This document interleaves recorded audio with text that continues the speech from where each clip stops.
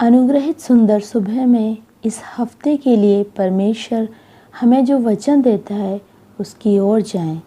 मत्ती रचित सुसमाचार 6 अध्याय 30 और 31वां वाक्य। इसलिए जब परमेश्वर मैदान की घास को जो आज है और कल भाड़ में झोंकी जाएगी ऐसा वस्त्र पहनाता है, तो हे अल्प विश्वासियों, तुमको वह इनसे बढ़कर क्यों न पहनाएगा। इसीलिए तुम चिंता करके यह न कहना कि हम क्या खाएंगे या क्या पिएंगे या क्या पहनेंगे। अनुग्रहित वचन के आधार पर चिंता न करें विषय पर मनन करने के लिए परमेश्वर में अपने आप को समर्पित करें। चिंता हमें बीमार कर सकता है और चंगा भी कर सकता है। इसका मतलब चिंता हमें एक रोगी भी बना सकता है और चिंता एक रोगी को ठीक भी कर सकता है। मन की चिंताएं यदि बढ़कर भयानक रूप ले लें तो फर्श पर पड़ी हुई रस्सी भी सांप नजर आती है और डर कर चिल्लाने की स्थिति पैदा हो जाती है। उसी जगह कील पर टंगी शर्ट या कोट को देखकर वो एक भूत है समझकर डर जाते हैं। इसीलिए नेगेटिविटी पैदा करने वाली चिंताओं से दूर रहें। यीशु मसीह के प्रचार में चिंता ना करें बार बार कहा गया है, इसीलिए चिंता ना करें।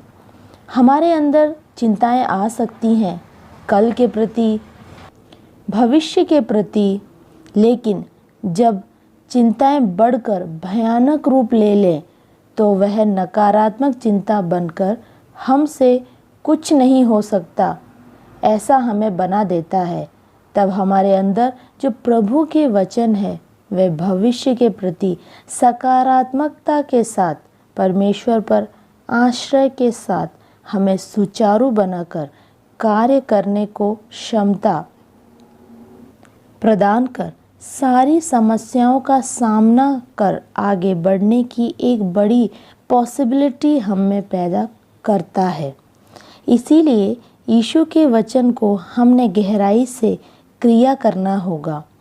यीशु ने जब कहा कि चिंता ना करो तो इसका कारण भी 25वें वाक्य में वो बताते हैं।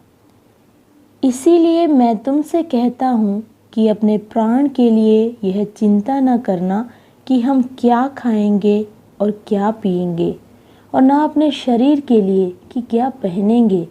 क्या प्राण भोजन से और शरीर वस्त्र से बढ़कर नहीं।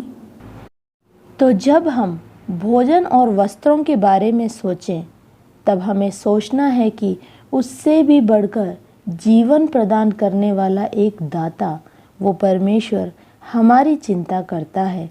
26वें वाक्य में और अधिक इसका वर्णन किया है। आकाश के पक्षियों को देखो, वे ना बोते हैं ना काटते हैं और ना खत्तों में बटोरते हैं, फिर भी तुम्हारा स्वर्गीय पिता उनको खिलाता है। क्या तुम मुझसे अधिक मूल्य नहीं रखते। हमारे सभी विचारों को हवा में उड़ाने वाला एक मनोहर प्रश्न है यीशु मसीह 30वें वाक्य में पूछता है। इसलिए जब परमेश्वर मैदान की घास को जो आज है और कल भाड़ में झोंकी जाएगी ऐसा वस्त्र पहनाता है, तो हे अल्प विश्वासियों, तुमको वह इनसे बढ़कर क्यों न पहनाएगा। मलयालम पुस्तक में प्रश्नवाचक चिन्ह नहीं लगाया, लेकिन इंग्लिश बाइबल में प्रश्नवाचक चिन्ह के साथ यह वाक्य खत्म होता है। इस प्रश्न का उत्तर हमें स्वयं देना है। वो हमारे अंदर चिंता के कारण पैदा हुए अल्प विश्वास को उखाड़ फेंक कर परमेश्वर में गहराई में आश्रित होने का कारण होता है। अल्प विश्वास में होते हुए भी मेरे प्रति सोचने वाले परमेश्वर पर पूर्ण रूप से विश्वास कर पूर्ण विश्वासी बन आगे बढ़। परमेश्वर का हम हर एक के प्रति विचार कितना अधिक है, यह सोचकर यदि इस सुबह परमेश्वर को धन्यवाद देने का कारण बना तो सभी विचार दूर हो जाएंगे और हम वचन के आधार पर आगे बढ़ने वाले होंगे। इसीलिए भक्त के साथ हम भी गाने पाएं। कल के बारे में सोचकर मुझे रत्ती भर भी चिंता नहीं, क्योंकि हर एक दिन परमेश्वर मुझे चलाता है। उसके हाथों में दिन प्रतिदिन मैं रहता हूँ। आंखें बंद करें, प्रार्थना करें। पवित्र पिता, इस सुबह आपने हमारे लिए जो वचन दिया उसके लिए धन्यवाद। हम जब अल्पविश्वासी थे तब भी आपने हमारे लिए कितनी चिंता किया और हमें चलाया और दिन प्रतिदिन आगे बढ़ाया।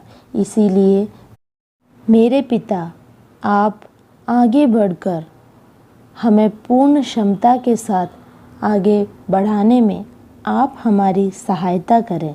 यीशु के नाम में आमीन।